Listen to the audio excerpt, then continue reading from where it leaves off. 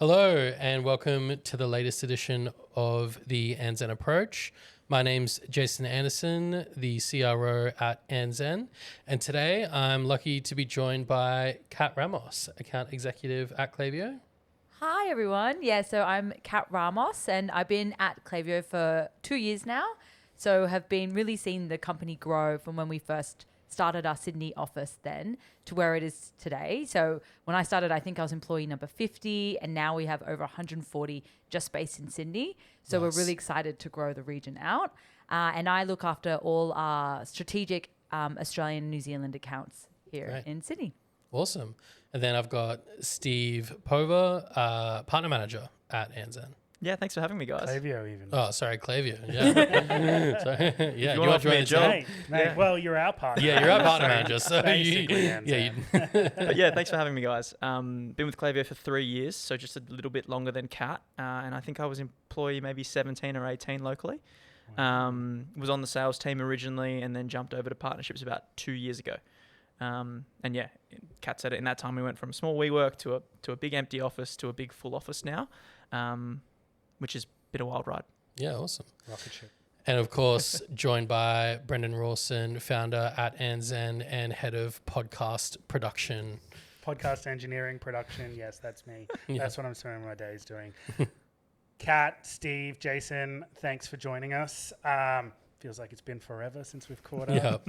Yeah, we opened the kimono a bit. This is the second time we've recorded this episode, courtesy of some technical errors last week. But we love being in Sydney, so what an excuse to come back. Yeah. Another cracking day, fine weather, great spot. There's some winds and potential cyclones up north, so we've escaped it, come down to Sydney. We are talking all things Klaviyo this episode. Jason, kick us off. Yeah, so obviously not last week now, the week before last, Klaviyo has come out with its new sort of campaign really around being the only CRM built for B2C. There's a lot to talk about in there, some new things that were announced, some changes to existing things. I think the really big thing that everyone is really talking about is K-service. That's the thing that within a couple of hours of the announcement, I had existing customers, I had some prospects we were talking to calling me saying, tell me more about this, the customer hub in particular, everyone wants to know about. So I think let's start there. K-service, what's coming? What should people be excited about? Yeah, no, we were super excited. It was a world's best kept secret, I think. We kept it under wraps for a pretty long time. Yeah. So we're really excited for us to as well be able to speak to it publicly. And yeah, we're really excited because Klaviyo's always been known for its customer data. Yeah. Klaviyo's also really known for its marketing automation platform. Yeah. But now we're really, really excited to actually enter the service space. We understand there's a lot of opportunity here. We're already collecting so much data that can be shared across teams, firstly, and unify the teams and help teams grow bigger, but also an opportunity to potentially use that as a vehicle for revenue as well. For sure. Yeah, so the customer hub, I think, was the feature that stands out really the most. So if people haven't seen it, watching at home, listening at home, tell us about what the customer hub is. That's a good question. I think it's important to take a little bit of a backward step and just understand where Klaviyo started in 2012 as a data and analytics platform by AB. And that's really kind of been the base and I guess the ground for everything that we've done. It just happened that all of that data, pulling in all of that data from merchants and brands meant that we became an email service provider. Of course. And then we rolled out SMS recently as well, product reviews, and now really stepping into case service, which is exciting. I think at the heart of everything Klaviyo does is it's about creating personalized and really exceptional customer journeys across every touch point. Every touch point that a brand has with the customer should be exceptional. And that's what we're aiming to do with case service by, I guess, creating one unified place that a customer can go to track their order, to look at their recently viewed products, but also make inquiries like return a product. If it's a subscription-based company, they can look at when their next subscription date is. Maybe they can see their loyalty points as well there and really be, I guess, prompted to make more purchases and to self-serve. I think that's really what's at the heart of K-Service. It's so good to see these features develop through Klaviyo. I feel now we're a little bit smaller than Klaviyo, but I feel like we've been sort of tracking the same journey. Like we started out as an email marketing platform ourselves, and we pivoted into an email marketing agency, a marketing automation agency. But as we started working with Klaviyo, we repositioned ourselves to a customer journey agency because I think we are going on the same journey. It's about the data, and it's ultimately about the customer experience and the customer journey. Email and SMS, WhatsApp, and everything that comes after that, like these are just mediums, right? Like it's still the actual customer journey, and being able to bring all of those elements in to create a more personalized experience for the customer, win. But really like drive revenue for the merchants because you're sending the right message at the right time to the right person. Just very excited about this new development. And protect revenue too, right? In a lot of cases with customer service, that person might want to talk to an AI agent and have an update on where their order is, or have a few frequently asked questions that they can get answers to instantly.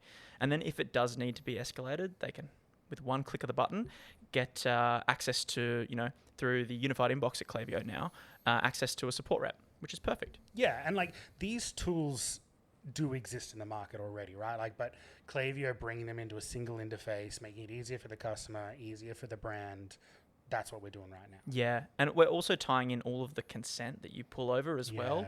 So now if a ticket needs to get escalated and it's an important ticket and you've consented to maybe SMS or email and you came through live chat, you can receive those follow-ups via that specific channel that you might be most affiliated with, which is great. Yeah. Yeah, absolutely. And I think a couple of features here that we're talking about, really, the unified inbox is a big one, right? Like if people reply to an email or if they reply to a text message, it's all going to go into that one place where agents are going to be able to interact. They're going to have all the same data that a marketing manager would have available in Klaviyo to them about that customer's preferences, about their shopping history, about their engagement with the brand, all at their fingertips that they can use to provide a better and personalized support experience as well.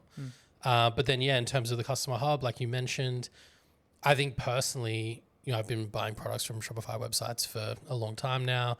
And the accounts page, I hear it from dev agencies too, it's a very difficult element to personalize and make practical and do good things with.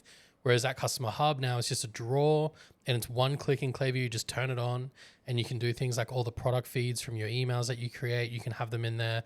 And like you said, Steve, it's personalized, bring in loyalty points. It's all those things that I think Klaviyo already does via email and SMS, but bring them into the UI of the website. Yeah, and totally. We find that 90% of people, they like self-service. So how can we make that experience better for your consumers at the end of the day? And also what we find is that in terms of how do we get them to be a loyal customer? How can we make sure we're already personalizing across marketing and their actual purchase experience? But like, how can we then do it for after they purchase? How can we ensure that personalization is still front of mind for them? So then they become a loyal customer. They make that second purchase, which is really what we're excited about at Klaviyo, is that we're not talking just about clicks and open rates anymore. We're actually talking about bigger business sort of issues with brands today, and like, how are we affecting their retention, their revenue, as well as the relationships that they're building? And saving time too, right? Saving a ton of time. Yeah, efficiency is a big thing for businesses. Both ways, right? Consolidating, having a platform that can do more, but also being able to save time in terms of the actual time that team has. You mentioned channels though, email, SMS. Push has been one that we've used a fair bit. We're advocates of apps, having shopping apps. We've implemented a few apps for a few of our clients as well. Yeah. I was really excited to see some of the extended features within apps that you guys are looking to launch, not just for local customers, but starting to open up what merchants are going to be able to do in Southeast Asia, where it's much more common to use apps. I don't know if one of you is particularly passionate about this, but I'd love to hear a little bit more about the new features coming into apps. Yeah, so one of them what we're really excited about is in-app messaging, particularly as you said for those brands, and for just that customer experience, making sure that they're getting onto that app. Yeah. Some people, it comes to channel preferences at the end of the day, and depending how loyal you are to a brand, an app might be the better way to engage and get more information of it. But it's just really giving like customers their preference at the end of the day of what channel. Yeah. So that one for us has been super exciting. The in-app messaging that we've heard is what people want, and we're really excited to come roll it out. It's we saw in one of the demos, it looks like sort of brandable forms and messaging within apps. Is that the case? Yeah, so it just is a case where we can personalize it to them within the app environment. But the same data capture forms that you have on your website, you'll be able to have in apps as well, right? Yeah, that's right. Yeah, that's great. That's awesome. Yeah. There is one other thing I want to talk about in channels, but I'm going to save it for later in the episode. But keep listening till the end if you want to hear about some new channels that might be coming. Yeah. But I'm really keen to talk a little bit about marketing analytics. This is something that we've been using quite a lot for our merchants, and there are some really extended cool things that are coming under marketing analytics, and there's also some amazing things that you can do today. I think the big things that stand out for me is RFM analysis and cohort analysis. A little bit of behind the scenes, when Steve and Kat arrived today, I was on a call with a prospect, someone who sells sunglasses, and I was telling them that a past sunglasses merchant that we work with, they were saying that they have a premium product. You know, people only shop maybe once a year. Retention was a big thing for them. And what we found when we actually looked at their cohort analysis is that the most common time that people would shop from first to second order was within the first 30 days. And they were completely blown away. They weren't ready for that at all. And it completely changed how they thought about how they should be using automation after someone places their first order to get them to place a second. That is available with marketing analytics within Klaviyo now. So I'm keen, from your guys' perspective, what are some of the things within marketing analytics that merchants should be really excited about? Yeah, I'll touch on that. You mentioned RFM modeling, which for those of you at home playing along, if you don't know what it means, I know a lot of acronyms we've got. So it looks at the recency of someone purchasing, the frequency of their purchase, as well as how much money are they spending. And then what it does, it then spits your customers into 6 different cohorts where you can then identify, okay, who are my champion customers? Who are the ones who have just recently purchased, or who are the ones at risk? And it just helps provide a clarity into the different strategies that you can deploy and speak to them on a level that like makes sense to them. And even, I guess, identify areas of opportunity. How can we make sure, if you have a loyalty program, who of your champion customers aren't part of that loyalty program? How can we make sure that we're still communicating to them as if, you know, they're in the loyalty program, or even get them to move across? Who used to be a really good spender but haven't spent in a very, very long time, like they're a lapsed customer, but they used to spend, you know, $1,000. They're obviously a type of customer we want to help you nurture and win back, essentially, because they are very highly valuable. So that's definitely, as part of RFM, looking at, I guess, from a retention point of view, what can we do with this analysis, as well as acquisition strategies. Yeah. It's such a good point, Kat. RFM, you know, it's such a good feature. It improves the customer experience. It is good for getting the right message to the customer, but like, we're here to grow revenue for merchants, right? Like, this is how we actually drive additional revenue out of automation flows. Adding RFM in, like, we've seen some of the case studies. I know at Andzen we've been implementing it in the past. Those flows make more money because it's more targeted. Yeah. Are you talking about the flows that also target people that drop from RFM groups, from active or champion as well? Yeah. So you can kind of create those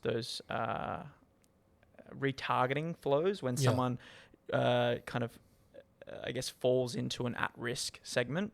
But we've also seen brands protect revenue more by doing that's the big one. Conditional splits.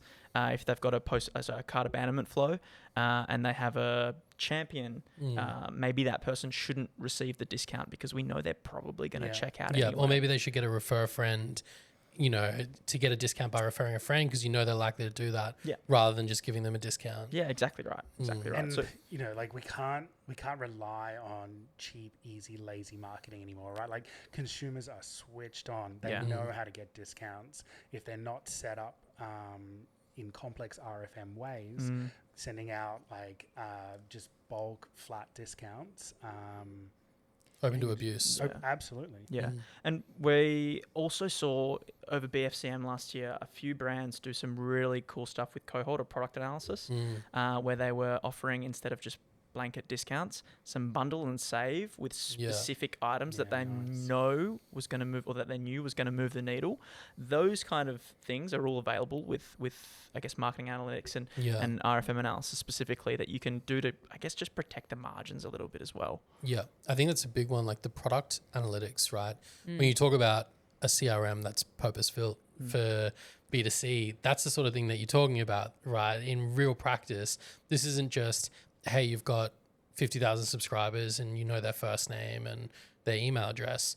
It's actually looking at your product catalogs and saying, hey, there's an affinity between these two products. And so if someone purchases this, we should send them that. Or this product is most commonly purchased with a discount. Like these are all insights that are very manual to gather, that Klaviyo is now looking to surface in an easy way, but also tied to the marketing so that you're not just being like, oh, that's interesting. There's an action that you can take on it to drive revenue. Yeah, we're super excited. We actually had that flesh out as well as in terms of a feature. So with product analysis, essentially what that means is that you can have a look at a specific SKU and have a look at when is the best time to send them an email, like a win back type email. We'll have a look at when someone's expected to purchase next and that right timing for you, but then also look at the co-purchase rate. So items commonly bought in that same cart or in that next order, which is great, having that insight and data. But what's really exciting is that we actually have that available. So in your flow, you can then action that right away. So when you're building your flow and have that split, you can have them display based on the co-purchase rate. Let's insert X product. So it's specific and tied back and actually really actionable. Yeah, exactly. The other thing that I think is worth talking about when we compare your RFM analysis, so there are some other tools in there. I mean, Shopify has cohort analysis now, right? And RFM, I think, might be in there as well. But what I think is really important to highlight with Klaviyo is two things. One, it's customizable by the merchant. So if you're a merchant where you've done this kind of research before, where specifically some metrics like recency, what it should be, or frequency or monetary, you can manually adjust what Klaviyo gives you to really personalize what it spits back at you to your brand. But then the other thing is how often Klaviyo is actually updating its reference to the data, right? Like it's looking at the model every day and updating the model for your brand on the day before's data. So that real time is actually informing Klaviyo. Every time you have a major sale, a product launch, whatever it might be, Klaviyo is getting that much more intelligent, literally down to the day. So the post-purchase emails that go out the next day are that much smarter. Yeah, I mean, think about a furniture brand versus a skincare brand, and how their definitions of a champion customer or loyal customer might change. Yeah. You might only shop once every year if you're lucky at a big furniture brand, but it's much more tied to monetary value and total spend, as opposed to someone who shops every single week at a skincare brand. Yeah. So having the flexibility and also the recommended guides that Klaviyo offers to kind of customize it is just so powerful, because I feel like I've definitely had this, maybe you've had this, where you say, these are your RFM segments, and the brand goes, you have no idea what my RFM segments are. Yeah. That's just out of line. So being able to customize it makes it a lot more easy. Yeah. Talking about total spend, I think it's time we hear from a word from our sponsors.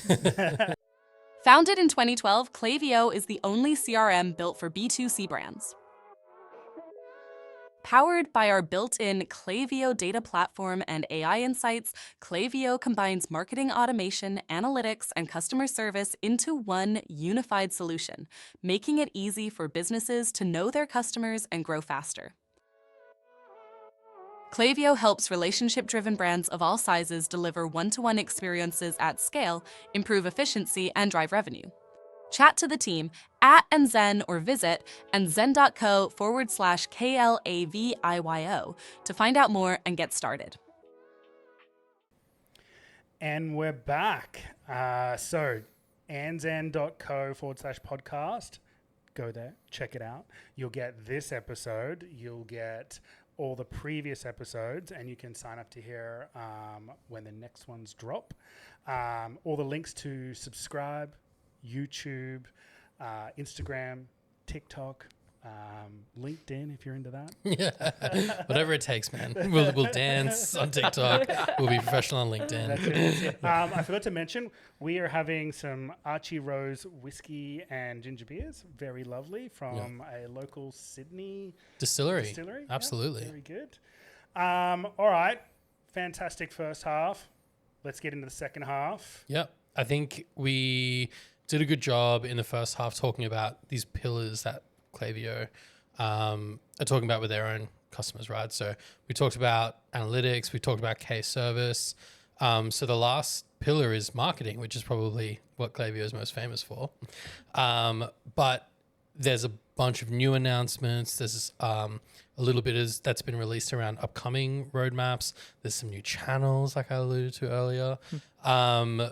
Let's kick it off with you guys, maybe highlighting a couple of each of you favorite new things or favorite features to talk about. Yeah, I mean, You go, Steve. I'll go first. You Yeah. go. Yeah. So when we're talking about marketing, obviously that's email, that's SMS, that's reviews now, that's push notifications, which we touched on. What's coming soon as well as WhatsApp, Yes. which is great. Yeah, Very Yeah, Very long exciting. awaited for feature. Yes, especially for all our Southeast Asia merchants as well, all through India where it's used everyone uses it. Yeah. I'm also quite excited to get WhatsApp messages locally. Yeah. That'd be a cool little feature. Europeans and thing. love WhatsApp. Yeah, Yeah. European, Yeah. South Yeah. America. There's a Yep. big market that we can now address, and it's just tapping into that preferred channel, Yep, that's it. meeting people where they are. And like I speak to a lot of Aussie retailers who are expanding globally. They're looking at the US, they're looking at Europe, Yeah. and 100%. these are the channels that will help really bridge that communication. Southeast Asia as well. Like we've got Yeah. clients that are selling in Singapore or other areas in Southeast Asia, Indonesia, and without WhatsApp, it's really challenging. Yeah. Yeah. And- I just realized I didn't answer your question at all about the two most loved features coming up. But for me, it's campaign orchestra. Yeah. So the ability to have, I guess, multi-channels in a campaign and have multiple messages scheduled over time. Similar to Klaviyo's flow builder, where you might have your first email there and then wait 3 days and have your next email and then have a text message as a discount might expire, something like that. Yeah. You can structure that same logic, all with the same features and functionality as well, in your campaign builder. Yeah. So you're going to be able to plan BFCM events and Product launches. Yeah. exactly, seasonal drops and discounts and things like that over multiple touch points, multiple days, and multiple channels as well. This is such a good feature because it's something Andzen's been doing for years manually. Long time. Very manually. Yeah, so we've been selling the concept of major campaigns, again, around Black Friday, product launches, where we will build out a flow chart of these big campaigns, the follow-up campaigns, the additional SMSs, all of those touch points, the resends, the resegmentations.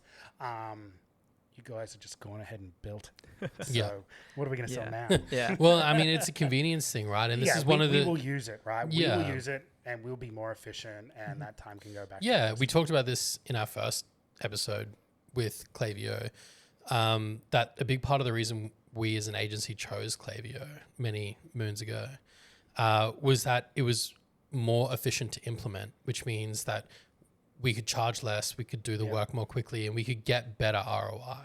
And this is another example of that. That process for us is manual and expensive, which limited us as an agency to open the door to really strategic campaigns like this to merchants of all sizes, right? And then we simplify the process, and now it's much easier for a merchant of any size to engage with an agency or do it themselves, but think really strategically, okay, I'm going to send that launch email, and then 2 days later, I'm only going to send a resend to people that didn't open.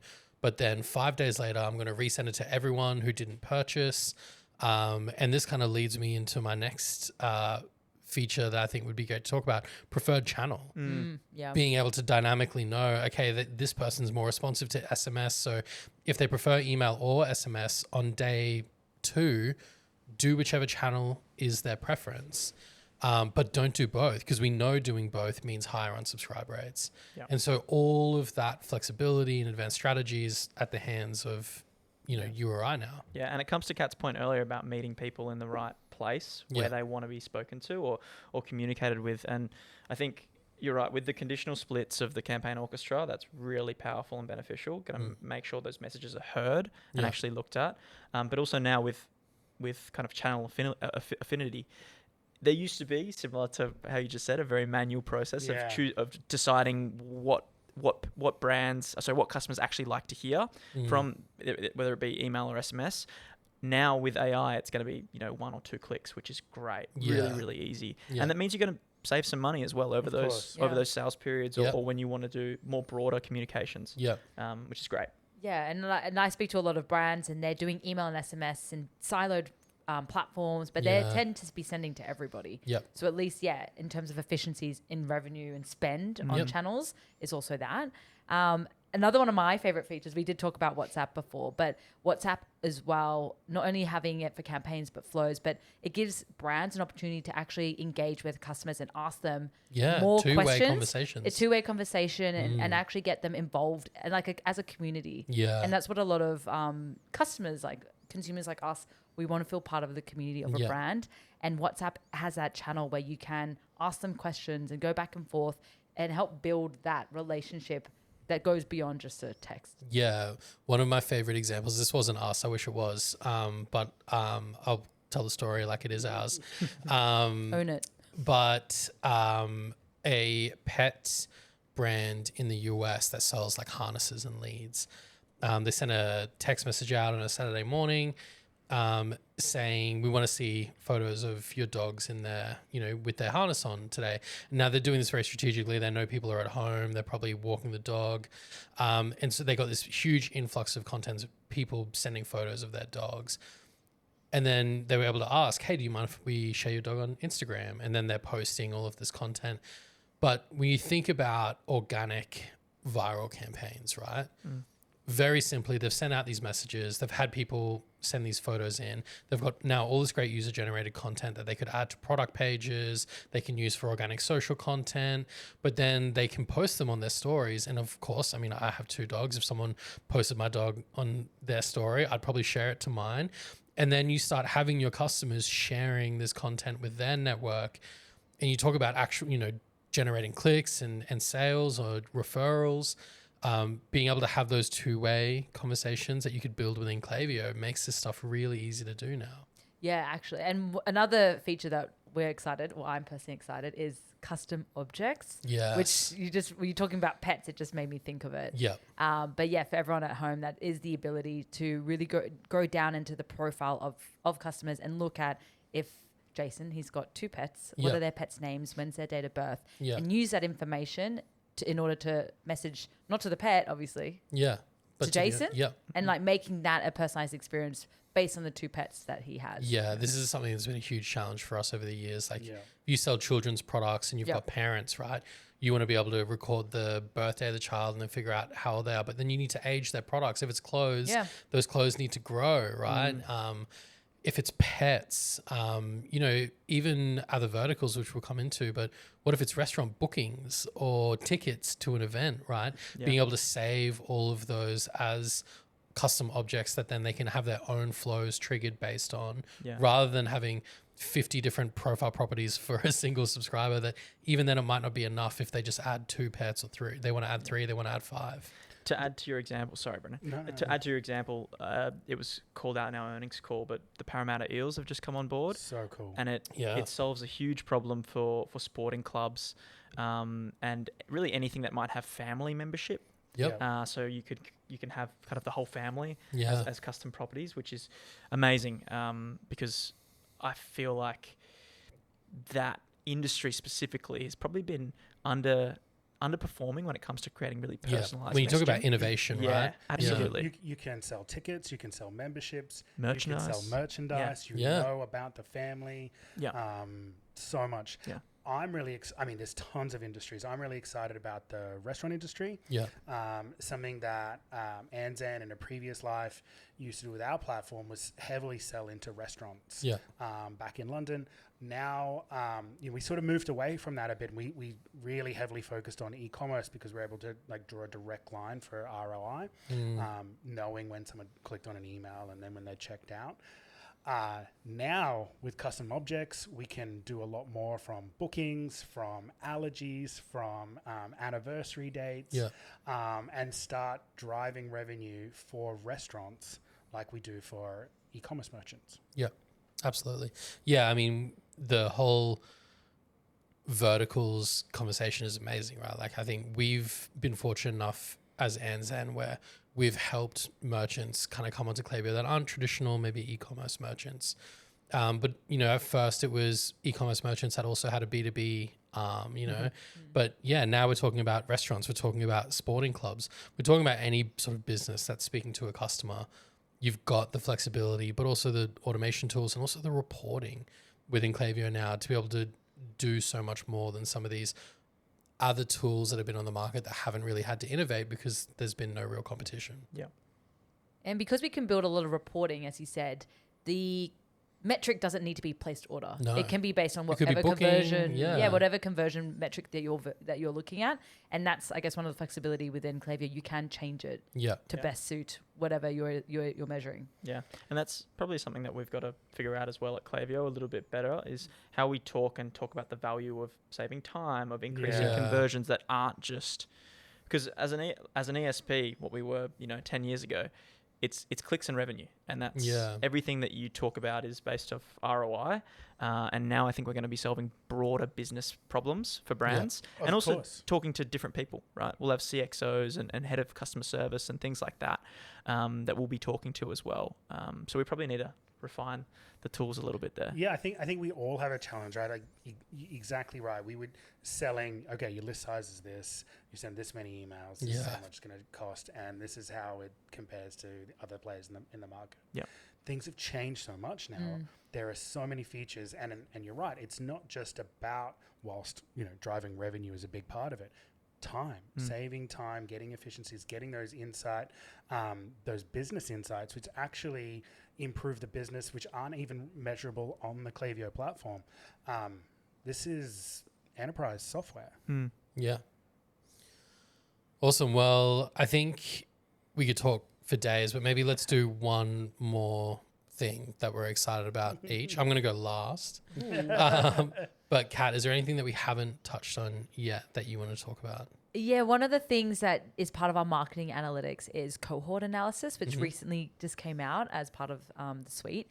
And it's a really awesome dashboard that you can customize yourself using the different metrics and I guess identify, like looking at a cohort, how are they behaving over time and what patterns are you seeing? And where can we then, as a business, like if you've just launched a new product, how is it performing? When are people actually making that purchase? And like seasonality wise, like when is that occurring? So you can build it to what you want it to read.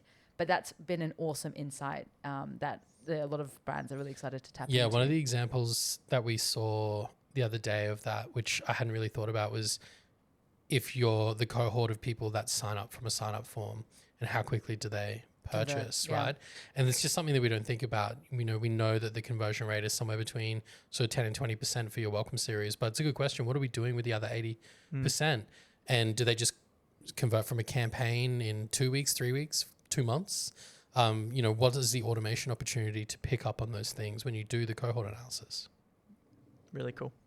I reckon I've spoken more about deliverability in the past year than I had the 2 years or 2.5 years before that combined.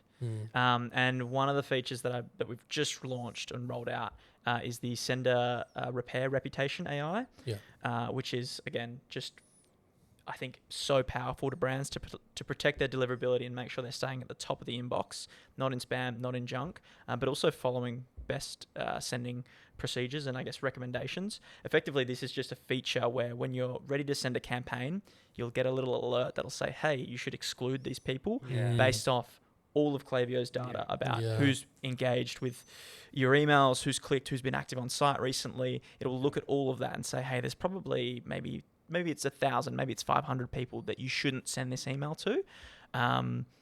Maybe you should exclude them. Yeah. And again, this is something that we were doing manually as an agency. This is something we were charging for. And, I think it is, again, to what Jason was saying, more tools that Klaviyo builds into the product itself that automates it. That means the customer can be doing more high-level work. We can be doing more high-level work, and not having to sort of do the nuts and bolts ground level work, which should automatically be happening. Yeah. It's not as sexy, but I love it. Nice. Yeah. For me, I said it before, I think it's the constant alignment with Andzen from customer journey. It's not just about marketing automation. It is about all of those data points, bringing them together and thinking about the whole customer journey.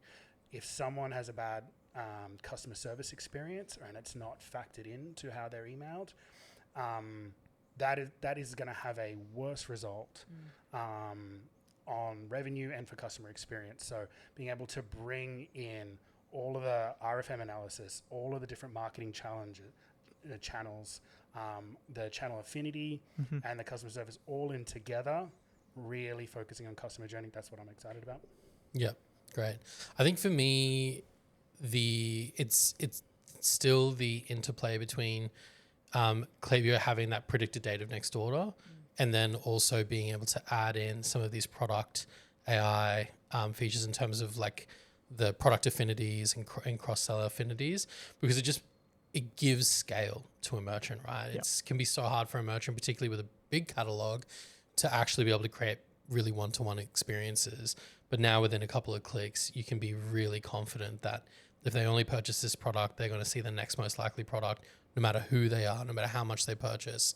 It's going to land at the right time, and it's going to be the most personalized to them, not just for their first order, but their second order, their third order, their fourth order, no matter what. So yeah, that's it for me. Amazing. Well, like Jason said, we could just go on all night, but we should call it here. Steve, Kat, Jason, thanks for joining me. Thank you. Had a great time. Yeah, it's been a Yeah, blast. it was Let's great. do it again. Yeah. Yeah. Tomorrow. Yeah. Platinum flights. Yeah. Thanks for having us. Thank you very much, Kat. Thanks, Steve. Again, andzen.co/podcast. Like and subscribe.